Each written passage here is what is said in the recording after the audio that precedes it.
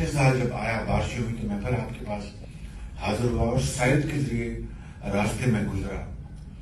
جو تباہی تھی سڑکوں کی، جو بربادی تھی، وہ ناقابل بیان ہے. اور ابھی پہلی بات ہی جو کی شاداب نے کی کہ پانی کا مسئلہ آج بھی جوں کا توں ہے، اور ایجوکیشن اور علاج معالجے کے لیے کوئی نام کی چیز، مجھے بہت تکلیف ہے. اور میں آپ کو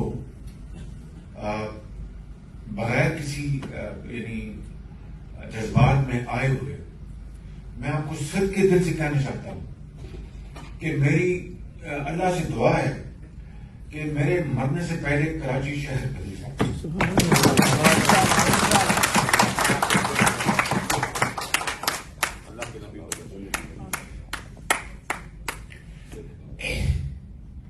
یہ قائد کا شہر ہے، یہ پاکستان کا دل ہے، یہ کماؤ شہر ہے جس نے یہاں پر اپنا وہ دیکھیں مہاجر بھی بیٹھے ہیں، سندھی بھی بیٹھے ہیں، پنجابی بھی بیٹھے ہیں، تنوری بھی بیٹھے ہیں، بنگالی بھی بیٹھے ہیں، بلوچ بھی بیٹھے ہیں.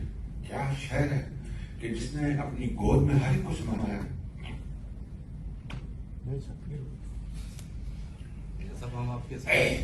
میں کہنا یہ چاہتا ہوں کہ اس شہر کی خوشحالی کے بغیر پاکستان خوشحال نہیں ہوگا.